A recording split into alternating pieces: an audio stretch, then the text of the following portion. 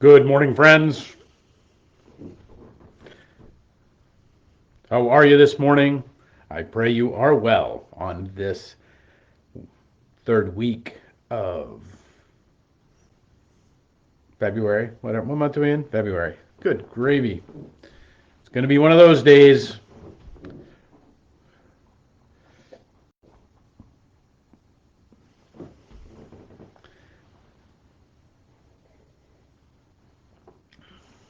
Little little sailboat mug here today. Thinking of warmer days.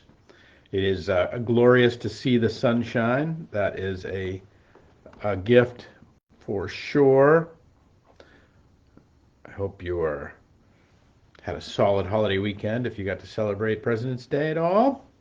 Good morning, Yvette. Hello, Karen. Glad you're here. How are you, everyone?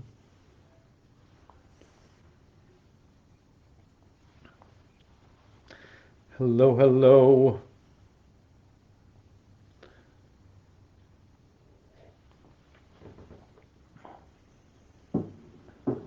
Tasty goodness this morning.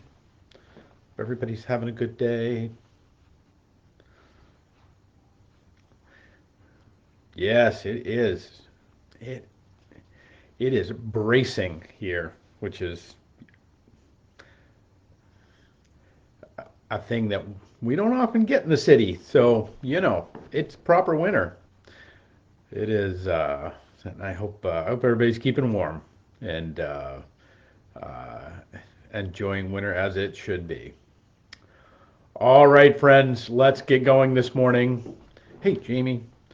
All right, this morning it is the 20th day of February on this Tuesday at 11:11, and I'm glad you're here and glad you're with us. I hope this is a blessing to you in the journeys of your days on this chilly day. And whether you're hearing my voice for the first time or whether you're a long part of this journey, I hope today my voice finds you well and good and whole. That is my hope for you. There's one of the things about Bible is there are just amazing lines that have within them this ability to kind of catapult us into a whole level of contemplation. And they come to us again and again and again. We can spend a lifetime with these lines that we'll encounter, that when we encounter when we are 20, or we encounter when we're 30, or and when we encounter when we're 50, or we encounter when we're 70, they'll take on different meanings and different beliefs and different things. And I kind of feel like today is one of them. Part of maybe because part of it's from the book of Revelation, but I don't know. But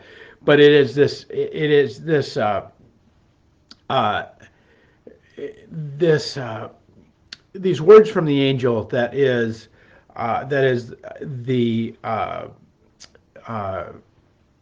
kind of the judgment on the churches. So there are seven churches, and the churches have different kind of critiques against them about this is how what you need in order to improve. This is what you need to be to in order to come into greater connection with a spiritual life. And this one is from Revelation 3. It is, and it's one of those lines I think that can just permeate us. And so I invite you to hear it this morning. It is this: I know your deeds, that you are neither cold nor hot. I wish you were cold or hot, but because you are lukewarm and neither cold nor hot, I shall spit you out of my mouth. Well, that's not very nice. I mean, they are kind of words of judgment, so we can kind of probably see from the beginning that it might not go all that well. But this notion of what ends up on the cutting room floor in our life, what ends up in the reject pile of our life and our days, what is it that we choose not to be in the context of our life? What and are we kind of making that choice? Are we actively engaging the life in which we are given around that, or Are we in some ways paralyzed? Are we in some ways standing in between, in the in between?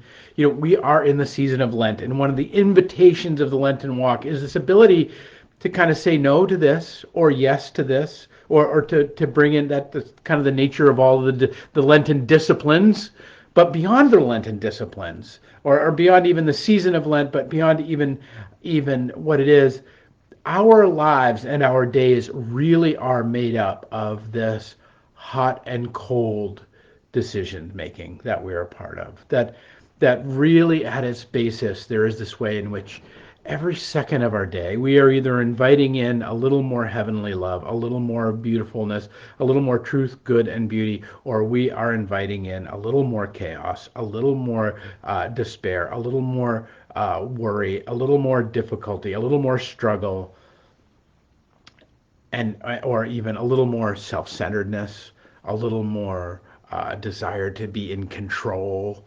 That we stand in this place. One of my, I think one of the great saints, who actually I think is a saint in the Orthodox Church, Alexander Solzhenitsyn, who spent I think 14 years or 17 years in Soviet Gulag, and would write one of the great critiques of how Russia lost their notion of freedom in the Soviet system. And he had this line that says, heaven, I found the line between heaven and hell, and it is a line that goes down through the middle of the human heart. That we have within us these capacities for evil and for good, and that in part of this is our invitation to reject that which does not serve. Because, and I want to talk about this morning, because I think there is a way in which we get this backwards, and I see it a lot, and I think it's actually, and I think it's largely in really well-intentioned people who want to do good things, who want to bring good things to the world. They want to go out there and do good, and we gotta go do good, right? We gotta go do. Hey everybody, hey guys, we gotta go do good, and we're gonna go do good in the world. And that when we we do this, and we're confounded by the world, or maybe things don't go as planned, or we find ourselves becoming part of the problem, in which we're when we try to fix the world, or we try to fix our families, or try to fix our relationship. We're gonna fix it, right? We're gonna make it better. We're gonna fix it. It's a problem, and we're gonna fix it. This desire to do good is not misplaced. But I do think often, and especially in our world today, and especially in our maybe our we can kind of come up against this in our Lenten tide, or maybe we can come up against this in just the all of the desires of the different people and the different groups that we encounter that want to do good on behalf of another group, on behalf of the environment, or on behalf of somebody else. This is not to say that this is a bad instinct. Don't hear what I'm not saying. What it is to say is it's actually intended to be a subservient instinct. That is actually meant to be subservient to first our rejection of that which would destroy us. We think if we just do enough good, if we just shine our sneakers enough, if we just comb our hair enough, if we're just good enough, in some ways, well, first God will love us, which is inherently the problem, but that we think we're going to earn that somehow, but also that we have this agency where we're going to go out and change the world, and we're going to bring heaven to this earth. That's what we're going to do, because we're going to go do good. I am convinced that much of the evil in this world are people who are trying to bring heaven into this world and to do good, because their first investment is perhaps not in the good that they would do, but in the control that it takes to do it. And this is what I want to lift up this morning. Our first job in the spiritual life, our first job is not to get out there and do good. Our first job in the spiritual life is to reject that which would destroy us, that which would destroy the world, that which would bring pain and injury to those around us. That line that Stinson talks about that runs down through the middle of the human heart, we have to admit that it is there. And we have to admit that we have these impulses on board, that sometimes we really do just want to smack somebody upside the head. Sometimes we really do just want to take control of this thing and get it done. Sometimes we really do want to be the one that makes this all right. And that when we find ourselves in that place, we find ourselves in this place where it's difficult for God to do something with us because we're honestly almost a little delusional, because we're fooling ourselves in the sense of, like, we think we're in the business of good, but what we're really in the business of is power and control. We think we're in the business of good. What we're really in the business of is casting despair or casting chaos, and so that our first job in the spiritual life is, as we stay in relationship with Jesus, to reject the things that would separate us from that relationship. Think about that. To reject the things that would stay in that relationship, that would get in the middle of that relationship. And from that place, then maybe we can go do some good. Then maybe we can go help somebody out. But it is from right out of John's letter. We love because we were first loved. Until we can find ourselves in that experience of being first loved, which means we have to say no to the things that are going to destroy us. We have to say no to our pride, like get us all puffed up, like, oh, look at me doing the good things, and I'm such a good boy, and oh, and and everybody thinks I'll be such a good boy, or we have to kind of put at bay the desires that would to eat all the brownies that would destroy us. We have to put at bay the things that would come in, and that our avarice and our greed, and we have to push these things away. We have to, we're not gonna get rid of them necessarily, but we have to reject them as places of motivation. But often we can get ourselves in this place where the good that we seek to do is actually masquerading as this maybe less desirable stuff.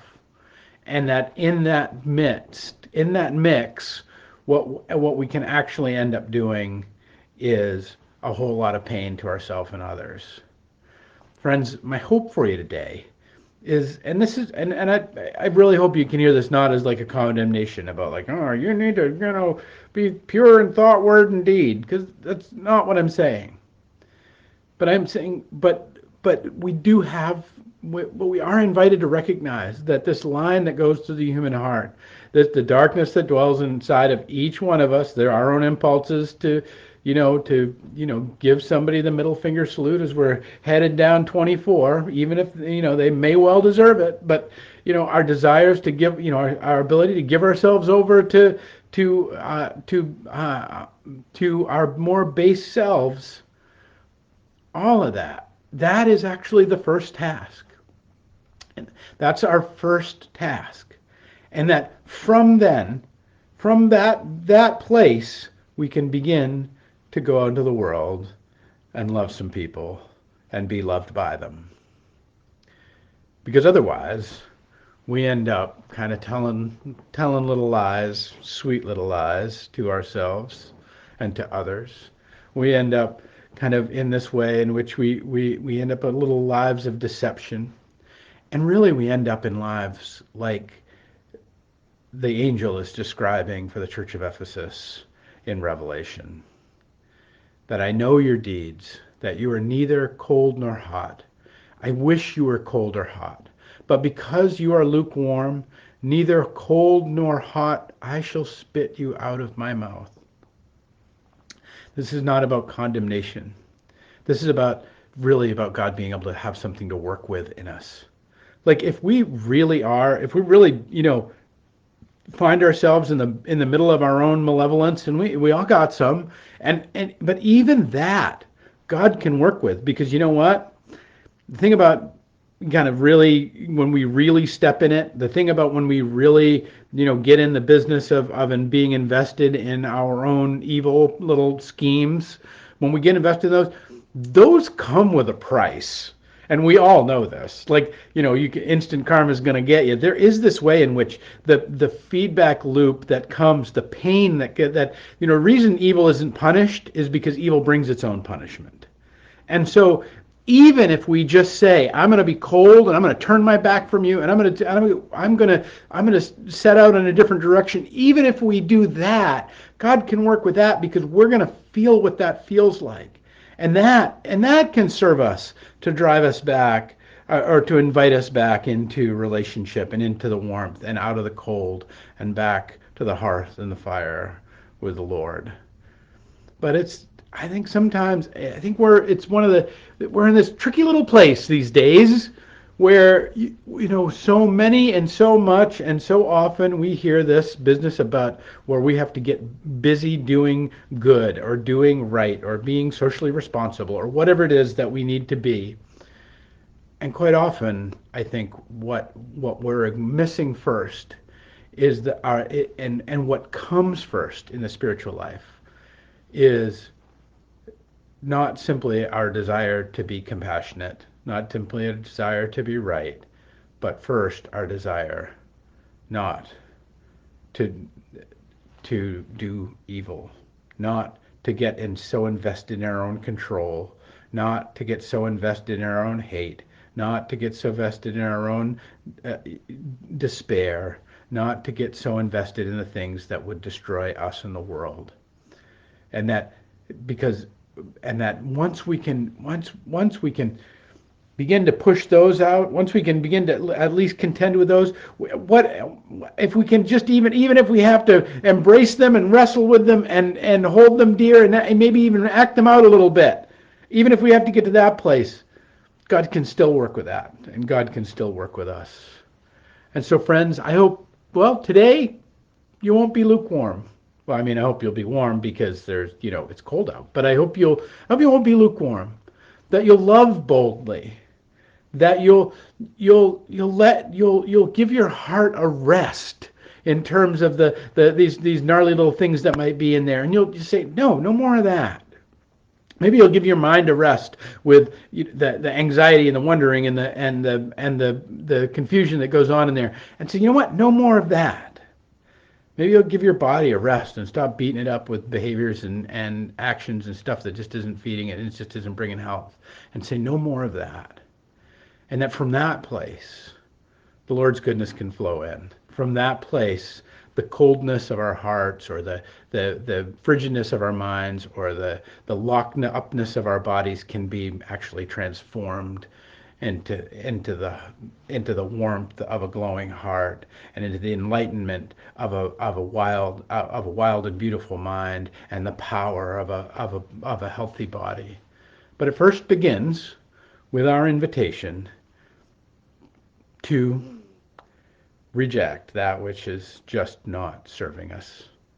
And so I hope today you'll be hot, or maybe you'll be cold, but whichever you are, that you will step forward in a way that lets God's Spirit go to work on you, so that you can truly be brought home and know the goodness of what it is to have the Lord's love dwell within you. All right, friends, that's my hope for you today. Peace and grace to you. And we'll pick it up tomorrow with another 11:11.